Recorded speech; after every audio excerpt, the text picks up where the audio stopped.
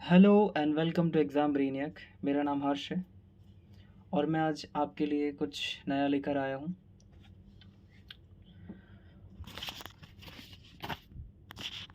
आज से हम शुरू करने वाले हैं एक मज़ेदार और फुल ऑफ नॉलेज को सीरीज़। यहाँ आपको डिफरेंट टॉपिक से डिफरेंट क्वेश्चंस मिलेंगे जो आपके आने वाले exams like SSC CGL, CHSL, DSSB, MTS, GD और भी वेरियस स्टेट एग्ज़ाम्स जो होते हैं उनमें काफ़ी हेल्पफुल होंगे। हमारे ये चैनल बनाने का पर्पज़ ये है कि हम आपको आपके एग्ज़ाम्स के लिए प्रॉपर प्रिपेयर करवा सकें। क्वेश्चंस, हमारी अप्रोच ये रहेगी कि हम टॉपिक वाइज क्वेश्चंस लाएंगे, टॉपिक वाइज, चैप्टर वाइज, और उनको आपसे हमारे हमारे थ्रू या हमारे टीचर्स के थ्रू करवाएंगे ताकि आपको एक बेटर रिवीजन प्रोग्राम मिलेगा आपके लिए। इसके साथ हम आज का सेशन शुरू करते हैं। As you can look into the screen, मैं जो टॉपिक आपके लिए लेकर आया हूँ वो पॉलिटी के क्विज़ हैं जो कि मेकिंग ऑफ इंडियन कॉन्स्टिट्यूशन के ऊपर हैं। तो बिना किसी विलंब के चलिए शुरू करते हैं। पहला क्वेश्चन है, when was the constituent assembly formed? Constituent assembly का फॉर्मेशन कब हुआ था? ऑप्शंस हैं 1945, ऑप्शन बी 1946, 1947 और 1949। तो बच्चों, इसका करेक्ट ऑप्शन क्या होना चाहिए? आई होप आपको पता होगा, लेकिन मैं आपको बताना चाहता हूँ क्योंकि मैं करवा रहा हूँ तो ये मेरा वो है, मैं आपको बिल्कुल बताऊँगा। इसका करेक्ट ऑप्शन है 1946। जी हाँ, कॉन्स्टिट्यूएंट असेंबली फॉर्म हुई थी 1946। ये एक कैबिनेट मिशन प्लान था, जुलाई 1946 में आया था। उसमें इसकी एक तरह से क्या कहूँ, इसका बेस रखा गया था या फिर इसकी बात रखी गई थी कैबिनेट मिशन प्लान में। वहाँ से कॉन्स्टिट्यूएंट असेंबली के फॉर्मेशन की बात उठी थी। So correct option is 1946। Okay, let's move to the next question. Just a second. Okay, चलिए दूसरे क्वेश्चन की तरफ बढ़ते हैं। दूसरा क्वेश्चन है, who was the chairman of drafting committee? Drafting committee का चेयरमैन कौन था? तो ऑप्शंस हैं डॉक्टर राजेंद्र प्रसाद, BN राव, BR अंबेडकर और जवाहरलाल नेहरू। बच्चों, दूसरे क्वेश्चन का आंसर है BR Ambedkar. Doctor Bhimrao Ambedkar was the chairman of drafting committee. और मैं आपको कुछ रेफरेंस में दो चार ये जो ऑप्शंस हैं इनकरेक्ट क्यों हैं ये भी मैं आपको बताता जाऊंगा बीच बीच में, जहाँ पे ज़रूरत पड़ेगी मैं आपको बताऊंगा। आपको उसके लिए परेशान बिल्कुल नहीं होना है। डॉक्टर राजेंद्र प्रसाद क्यों नहीं है इसमें ऑप्शन? क्योंकि doctor Rajendra Prasad was the president of assembly, वो प्रेसिडेंट थे डॉक्टर राजेंद्र प्रसाद, ना कि ड्राफ्टिंग कमेटी के वो चेयरमैन थे। BN Rao was the constitutional adviser थे, कमेटी के हेड नहीं थे। और Jawaharlal Nehru was a political leader, वो पॉलिटिकल लीडर थे, आपको बिल्कुल पता है ये चीज़। सो नेक्स्ट क्वेश्चन की तरफ बढ़ते हैं। ओके, हाँ जी। The total number of members in the original constituent assembly was? Total number of members in the original constituent assembly was, कितने मेंबर थे ओरिजिनल कॉन्स्टिट्यूएंट असेंबली में? तो इसका करेक्ट ऑप्शन है बच्चों, टोटल नंबर ऑफ मेंबर्स 389। 389 का भी उसमें भी पार्टली थे, डिवाइड थे। 389 में से 292 प्रोविंसेस से थे, प्रोविंसेस, और 93 थे प्रिंसली स्टेट से, और 4 जो थे उनमें से वो थे चीफ कमिश्नर्स थे। तो ऐसा डिवीजन था उनमें। 389 members, there were total 389 members in the original constituent assembly. Okay, let's move to the next question. Fourth, the constituent assembly first met on, constituent assembly पहली बार उसकी या तो बैठक कहूँ कब हुई थी, पहली बार कब मेट हुई थी। ऑप्शंस आर जनवरी 26, 1947, दिसंबर 9, 1946, अगस्त 15, 1947 और नवंबर 26, 1949। जी हाँ, आप में से कई बच्चे ऐसे हैं जिन्हें ये क्विज सीरीज़ इन्होंने पहले भी की होगी बाकी एग्ज़ाम्स में। ये क्वेश्चंस हमेशा क्वेश्चंस पूछे जाते हैं एग्ज़ाम्स में, डिफरेंट एग्ज़ाम्स में आपने कई बार सॉल्व किए होंगे, बट ऐसा होता है कि हमें याद नहीं हो पाते हैं, तो इसके थ्रू आपके लिए बहुत बेनिफिशियल होंगे। 4th नंबर, हाँ बच्चों 4 नंबर क्वेश्चन है, कंस्टिट्यूएंट असेंबली फर्स्ट कब मेट हुई थी? तो इसका करेक्ट ऑप्शन है, इसका करेक्ट आंसर है बिल्कुल दिसंबर 9, 1946, 9 दिसंबर 1946, इंग्लिश में कहूँ 9 दिसंबर 1946 was the first official session held. पहली बार फर्स्ट ऑफिशियल सेशन यहाँ पे इस दिन हुआ था, दिसंबर 9, 1946। Let's get to the another question. Okay, 5th number है, who was the temporary president of the constituent assembly. यहाँ पे बच्चों थोड़ा स्पेलिंग मिस्टेक है तो थोड़ा इग्नोर करनी है उसको। Who was the temporary president of the constituent assembly? Option A is doctor Rajendra Prasad, option B Sachchidanand Sinha, option C is B R Ambedkar, option D is H C Mukherjee. इसका करेक्ट ऑप्शन क्या होना चाहिए? या जी आप सभी को पता है, इसका करेक्ट ऑप्शन है ऑप्शन बी सच्चिदानंद सिन्हा। सच्चिदानंद सिन्हा थे टेम्परेरी प्रेसिडेंट कंस्टिट्यूएंट असेंबली के, because doctor Rajendra Prasad was the permanent, मैंने आपको पिछले क्वेश्चन में रेफरेंस दिया था उसका। Doctor Rajendra Prasad permanent president थे, इनके बाद बने। Sachchidanand Sinha was a temporary president. B R Ambedkar drafting committee के चेयरमैन थे। ओके, चलिए आगे बढ़ते हैं नेक्स्ट क्वेश्चन की तरफ। Next question is when was the constitution adopted? Constitution कब अडॉप्ट किया गया था, ये क्वेश्चन है। ऑप्शंस है जनवरी 26, 1950, नवंबर 26, 1949, अगस्त 15, 1947, जनवरी 1, 1950। इसका करेक्ट ऑप्शन होना चाहिए कब अडॉप्ट किया गया था। इसका करेक्ट ऑप्शन है नवंबर 26, 1949, 26 नवंबर 1949। हाँ जी, बाकी अदर ऑप्शंस इनकरेक्ट हैं, इनका मैं बता देता हूँ आपको। 15 अगस्त 1947 को इंडिपेंडेंस डे के रूप में मनाया जाता है डे, ये आप सभी को पता है, डे ऑफ इंडिपेंडेंस। 15 अगस्त 1947, जनवरी 1, 1950 कोई सिग्निफिकेंट डेट नहीं है, इस दिन कोई इवेंट नहीं हुआ था।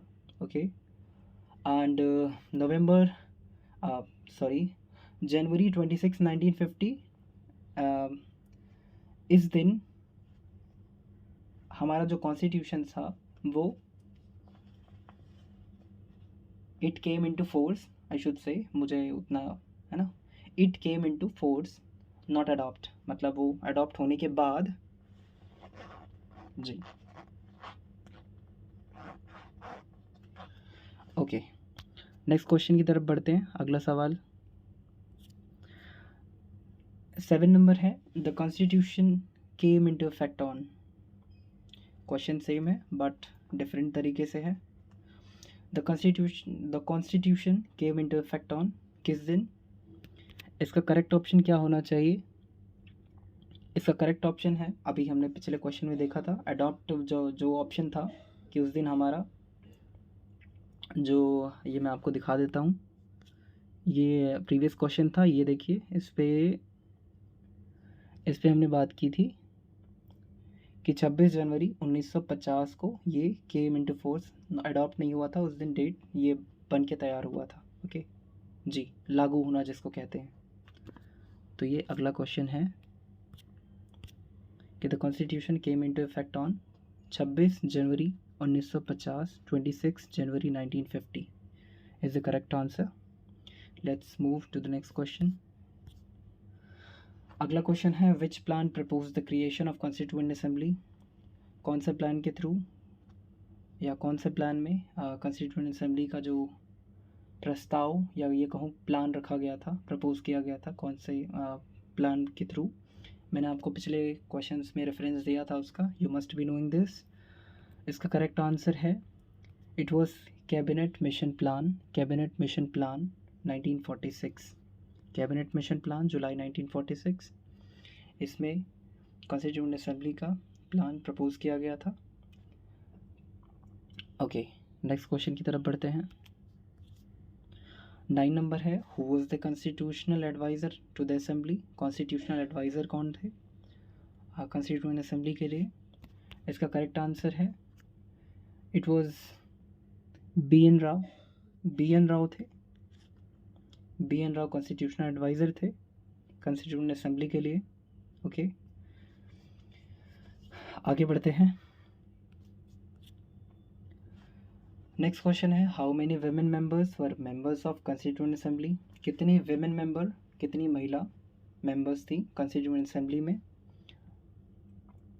तो इसका करेक्ट ऑप्शन होना चाहिए कितनी मेंबर्स थी, 5, 10, 15, 25, कितनी थी, तो 15 थी, 15 वेमेन थी, 15 वेमेन थी कॉन्स्टिट्यूएंट असेंबली में। ओके, नेक्स्ट क्वेश्चन की तरफ बढ़ते हैं बच्चों। 11 नंबर है the idea of the written constitution was borrow from, written constitution का जो आइडिया था वो कहाँ से लिया गया है, बोरो करना कहाँ से लिया गया है। तो ये हम आपको बता दें, रिटन कॉन्स्टिट्यूशन का जो आइडिया है वो हमने यूएसए से लिया है, USA, United states of America. और इसी के साथ एक एडिशनल इन्फॉर्मेशन दे देता हूँ, USA is the first country, ये पहली ऐसी कंट्री है जिसका डिटेल्ड रिटन कॉन्स्टिट्यूशन है, डिटेल्ड रिटन कॉन्स्टिट्यूशन।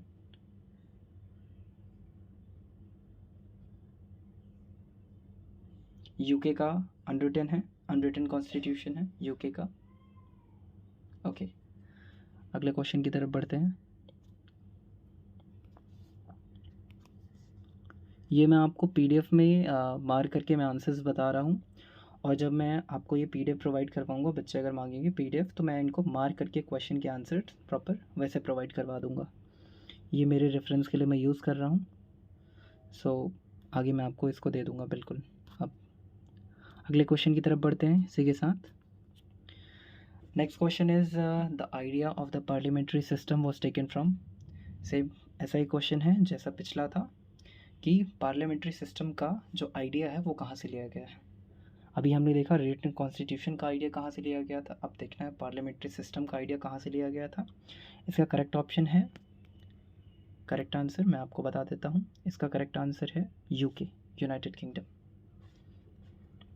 यहाँ से लिया गया था parliamentary system, parliamentary system India में। ओके, नेक्स्ट क्वेश्चन की तरफ बढ़ते हैं।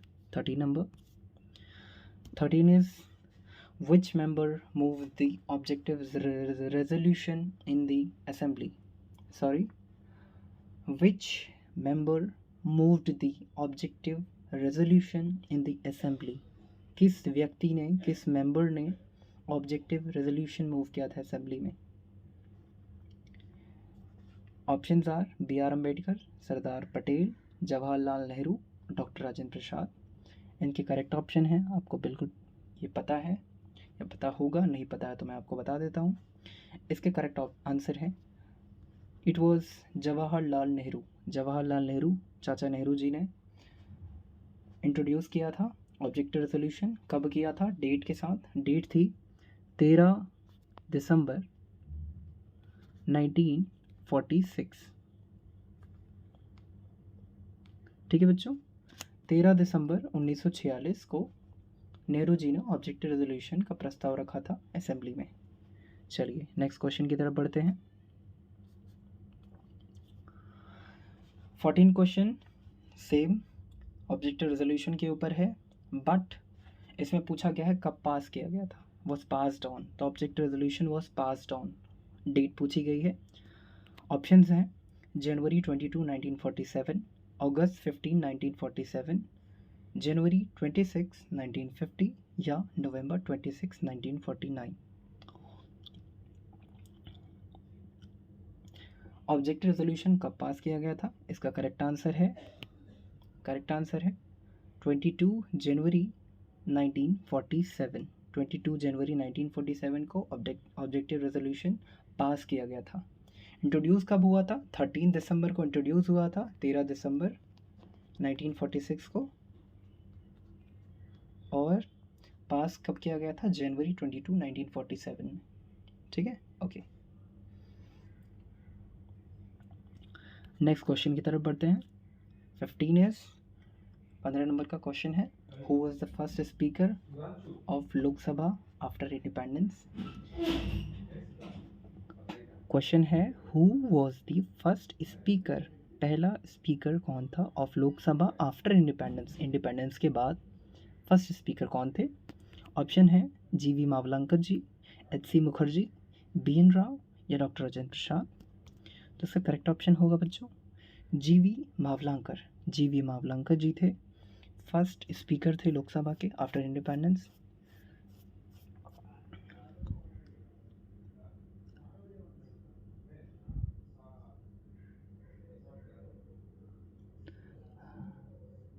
और बच्चों एक एडिशनल इन्फॉर्मेशन दे देना चाहूँगा मैं जीवी मावलंकर जी के बारे में। जीवी मावलंकर को is also known as father of Lok Sabha. Lok Sabha ये आप नोट कर लेंगे कहीं पे, who is known as father of Lok Sabha, तो ये हैं जीवी मावलंकर जी। ध्यान रखेंगे बच्चों, father of Lok Sabha is GV Mavalankar ji and he was also the first speaker of Lok Sabha after independence. Next question की तरफ बढ़ते हैं, अगले सवाल की तरफ।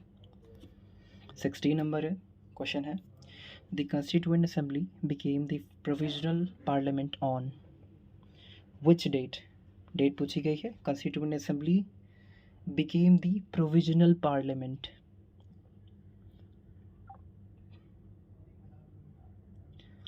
कॉन्स्टिट्यूएंट असेंबली प्रोविजनल पार्लियामेंट कब बनी? ओके, तो इसका ऑप्शंस हैं जनवरी 26, 1950, नवंबर 26, 1949, 15 of August 1947, 1 January 1950।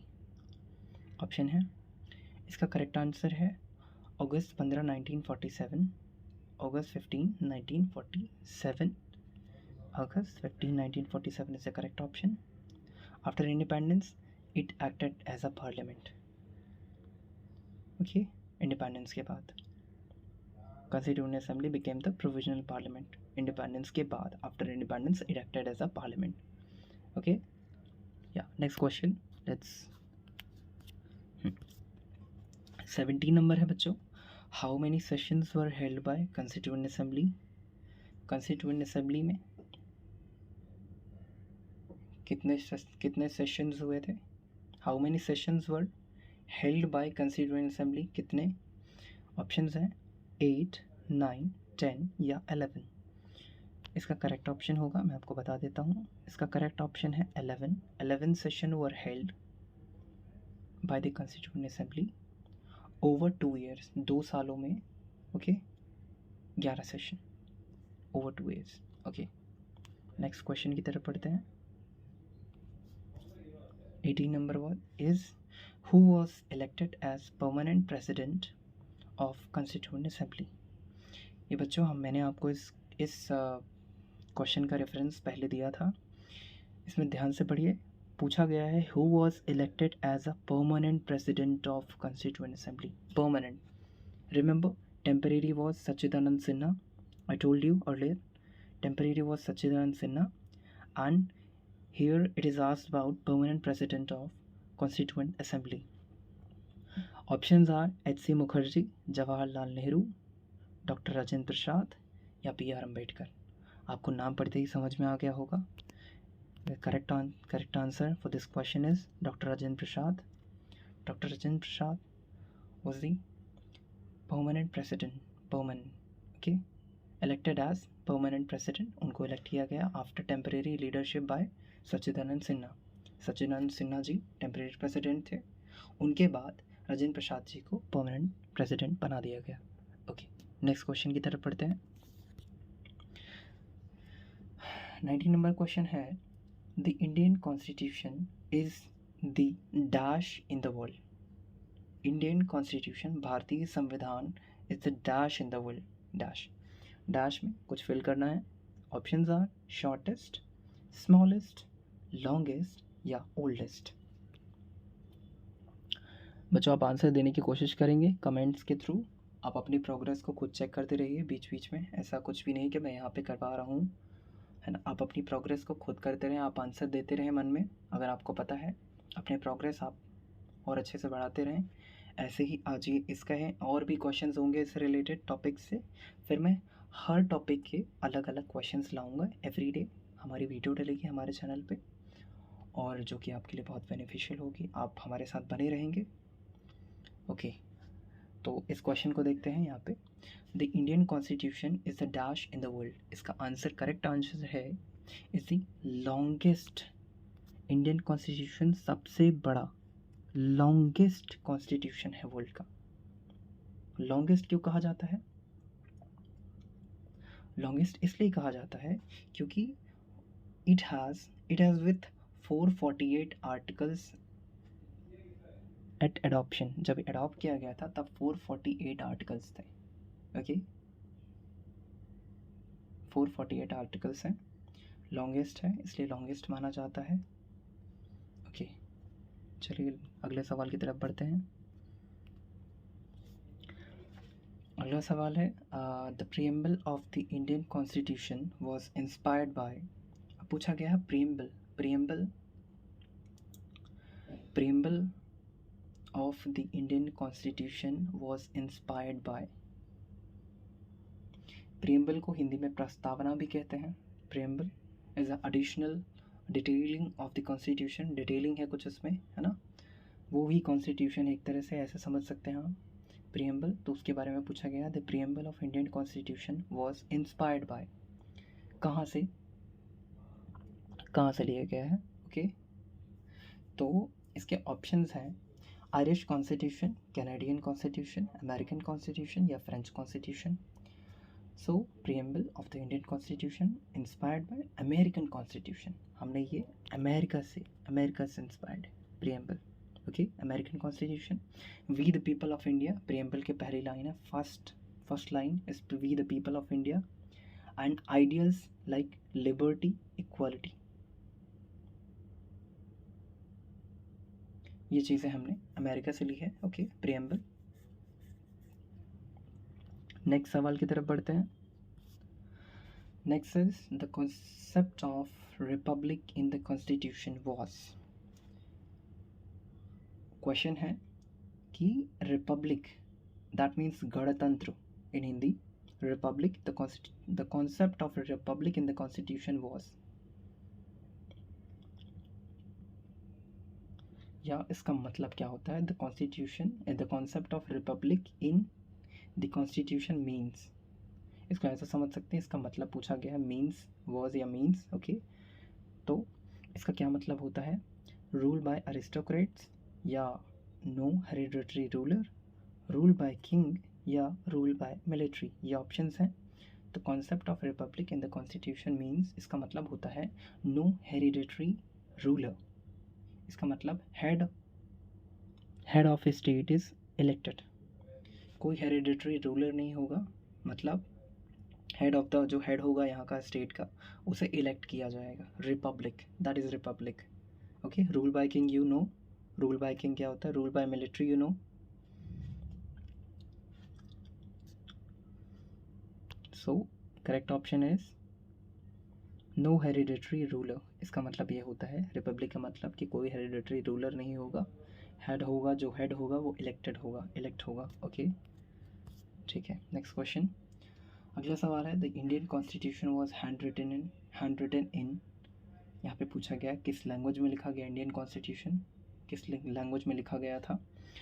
So the Indian constitution was written in, options are English only, Hindi only, both Hindi and English, और संस्कृत। इसका करेक्ट ऑप्शन क्या होगा बच्चों? इसका करेक्ट ऑप्शन होगा Indian constitution both Hindi and English language में लिखा गया था, both Hindi English. 2 original hand written version exist अभी, और 2 original hand written versions exist हैं, अभी भी एग्जिस्ट करते हैं। सो दोनों लैंग्वेज में लिखा गया था। ओके, ये इसका करेक्ट ऑप्शन है। Option C is the correct option for this question. Let's get to the another question. अगला क्वेश्चन है, the calligraphy of the Indian constitution was done by. Calligraphy of Indian constitution was done by, किसके द्वारा की गई थी calligraphy? Okay, options हैं प्रेम Bihari Narayan Raizada, A option है, B Nandlal Bose, सी SN. Mukherjee, या D Abanindranath Tagore. Calligraphy Indian constitution की किसके द्वारा की गई थी? करेक्ट ऑप्शन है बच्चों, करेक्ट ऑप्शन है A is the correct option, Prem Bihari Narayan Raizada. Prem Bihari Narayan Raizada calligraphy की थी इंडियन कॉन्स्टिट्यूशन की, और इन्होंने लिखी थी ये रॉट रिटन इटैलिक्स में लिखी थी, इटैलिक्स में कैलीग्राफी की थी कॉन्स्टिट्यूशन की। चलिए आगे बढ़ते हैं अगले सवाल की तरफ। अगला क्वेश्चन है, illustrations in the constitution were made bye. देखिए दोनों क्वेश्चन सिमिलर लगते हैं, लेकिन सिमिलर है नहीं, ये कैलीग्राफी पूछा है 23 में और 24 है illustrations. Illustrations in the constitutions were made by, किन के द्वारा? Okay, options are Amrita Shergil, B option is Abanindranath Tagore, C is Nandalal Bose, D is Raja Ravi Varma. तो बच्चों इलस्ट्रेशन किन के द्वारा किया गया था? इलस्ट्रेशन ये किया गया था नंदलाल बोस जी के द्वारा, Nandlal Bose. Option C is the correct option, is the correct answer. Okay, और नंदलाल बोस जी, नंदलाल बोस वो रिनोट आर्टिस्ट थे। कहाँ से? शांति निकेतन, शांति निकेतन आश्रम, रविन्द्रनाथ टैगोर जी का शांति निकेतन आश्रम था, ये वहाँ के रिनोड आर्टिस्ट थे नंदलाल बोस। ठीक है, आगे बढ़ते हैं। 25 number is who said the constitution is a fundamental document and so on.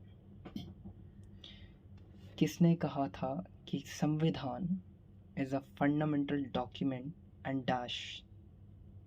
अपनी स्पीच में किसी ने कहा था, किसी महान व्यक्ति ने, कि संविधान the constitution is a fundamental document and so on, statement है। Options are doctor B R Ambedkar, doctor Jawaharlal sorry mistaken, B R Ambedkar, doctor B R Ambedkar, Jawaharlal Nehru, Sardar Patel, या डॉक्टर राजेंद्र प्रसाद। तो इसका करेक्ट ऑप्शन क्या होना चाहिए? इसका करेक्ट ऑप्शन होना चाहिए doctor B R Ambedkar. Doctor B R Ambedkar अपनी स्पीच में इन्होंने कॉन्स्टिट्यूशनल मोरालिटी को एम्फेसाइज किया था, कॉन्स्टिट्यूशनल मोरालिटी के बारे में बताया था। Okay, B R Ambedkar ji ने।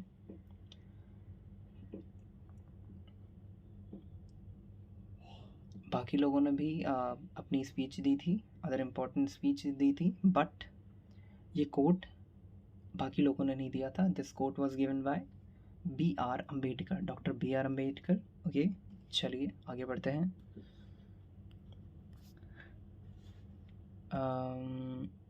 ओके, अरे वाह, अच्छा ख़त्म भी हो गए, पता भी नहीं चला। Okay guys, so this was the session. ऐसे ही हम आपको डेली ऐसे ही डिफरेंट क्विज़ करवाएंगे अलग अलग टॉपिक्स में। एक प्रॉपर हमारी अप्रोच ऐसी है कि हम आपको प्रॉपर क्विज़ दे सकें, ऐसे ही आपका रिवीजन हो सके, आप देखेंगे, सीखेंगे और अपने आप को बेटर इम्प्रूव कर पाएंगे। ऐसे ही क्विज़ सेशन हम लेकर आएंगे। एंड इसी के साथ thank you for watching this video. If you have, और इसी के साथ आप इस वीडियो को ज़्यादा से ज़्यादा लाइक करेंगे, सब चैनल को सब्सक्राइब करेंगे एंड वीडियो को शेयर करना ना भूलें, शेयर करेंगे। अपने मित्रों के साथ, जो आपके मित्र सहपाठी तैयारी कर रहे हैं, उनको शेयर करना ना भूलें। इसी के साथ थैंक यू वेरी मच। अगली वीडियो के लिए हमारे साथ बने रहें। हम अगली वीडियो आपके लिए जल्द लेकर आएंगे। धन्यवाद।